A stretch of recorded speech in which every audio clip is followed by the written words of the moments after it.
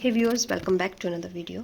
हम कर रहे हैं नंबर सिस्टम, जहाँ पर अभी तक हमने कर लिया है whole numbers, natural numbers, rational numbers, integers. आज के सेक्शन में हम लेंगे इरेशनल नंबर्स।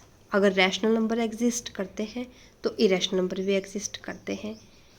रैशनल नंबर करते हुए एक और इम्पॉर्टेंट बात हमने देखी थी कि there are infinitely many rational numbers between any two given rational number. अगर कोई दो रैशनल नंबर होंगे उनके बीच में infinite number of rational number हो सकते हैं।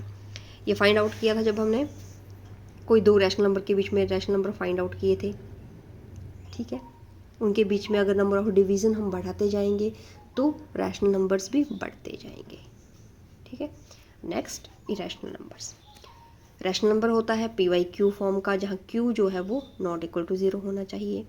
बट क्या हो अगर कोई नंबर जो है जिसे हम इस फॉर्म में पी वाई क्यू की फॉर्म में एक्सप्रेस ही ना कर पाएँ, ऐसे नंबर्स को क्या कहेंगे?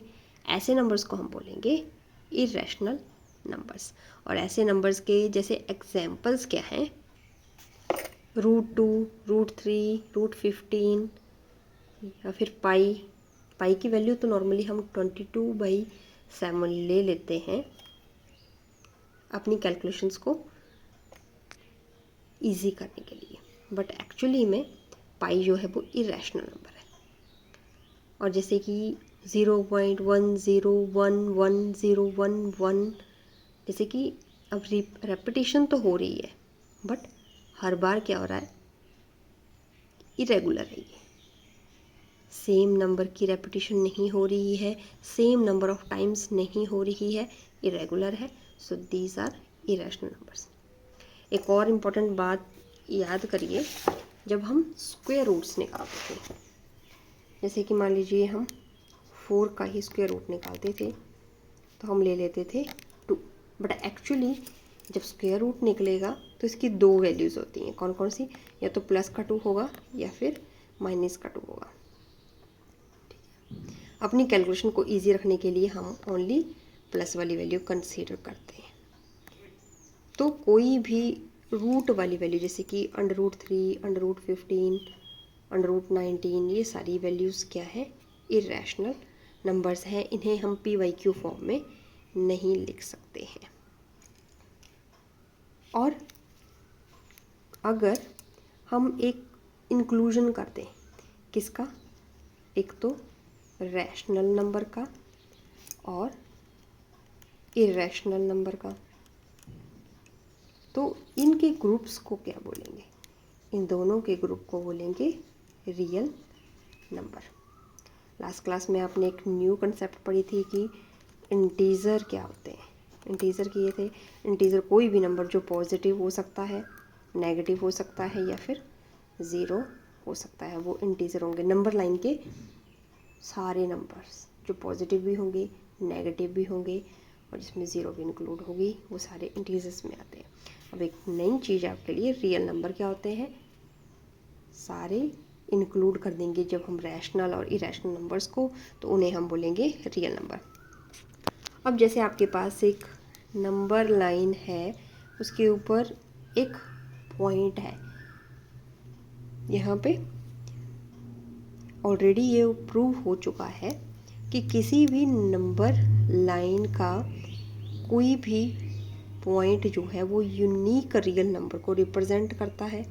यूनिक पॉइंट जो है वो यूनिक रियल नंबर को रिप्रेजेंट करेगा। ठीक है, या फिर कोई यूनिक रियल नंबर होगा, वो हमेशा किससे रिप्रेजेंट होगा? एक पॉइंट से, यूनिक पॉइंट से। वाइस वर्सा ये स्टेटमेंट जो है वो ट्रू है, ये आपकी बुक में भी दी गई है। For every real number is represented by a unique point on the number line. Also, every point on the number line represent a unique real number.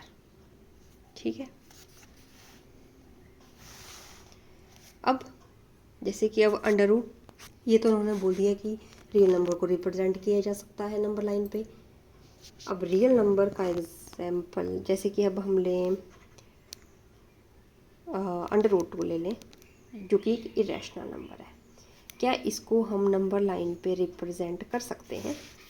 आपके पास नंबर लाइन है ऐसे, ये 0 है, ये 1 है, ये 2 है और इस तरफ से नेगेटिव। अगर आप एक यूनिट नंबर लें, अब यहाँ से यहाँ ट्रैवल करेंगे तो ये कितना है, 1 सेंटीमीटर है।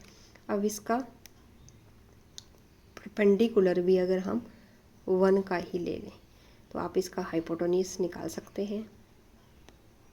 कितना आ जाएगा, बेस का स्क्वायर प्लस परपेंडिकुलर का square is equal to hypotenuse का स्क्वायर। यही होता है ओ ए बी। तो यहाँ पे हाइपोटेन्यूज क्या है, ओ ए का square is equal to base का स्क्वायर प्लस परपेंडिकुलर का स्क्वायर। ये हो जाएगा। ओ बी की वैल्यू आपके पास 1 का स्क्वायर है, ए बी की वैल्यू आपके पास 1 है, तो ओ ए का स्क्वायर, 1 का स्क्वायर 1 होता है, तो 1 + 1 इज़ 2। सो ओ ए का स्क्वायर इज इक्वल टू 2 और स्क्वायर को ले जाएंगे जब आप दूसरी साइड तो ये बन जाएगा √2। मीन्स इसका हाइपोटेन्यूज आपके पास आया √2। अब इसको रिप्रेजेंट, हमारा टारगेट क्या है, इसको रिप्रेजेंट करना है ऑन द नंबर लाइन। आप क्या करेंगे, कंपास लेंगे, ओ पॉइंट पे रखेंगे यहाँ, ठीक है। इतना कंपास ओपन करेंगे और इसको नंबर लाइन की तरफ ले आएंगे, ठीक है। ऐसे आ जाएगा आपका। ये किसकी वैल्यू है, ये √2 को रिप्रेजेंट किया आपने ऑन द नंबर लाइन।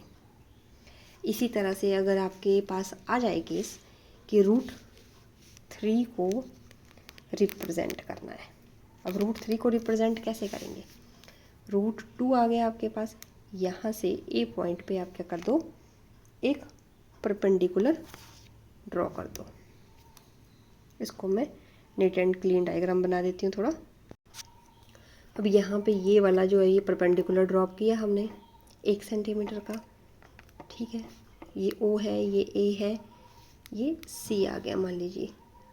अब इन दोनों को ज्वाइन कर लेते हैं हम। अब ये इसका हाइपोटेन्यूज की वैल्यू क्या आ जाएगी, बेस का स्क्वायर प्लस परपेंडिकुलर का स्क्वायर √2 का स्क्वायर प्लस 1 का स्क्वायर।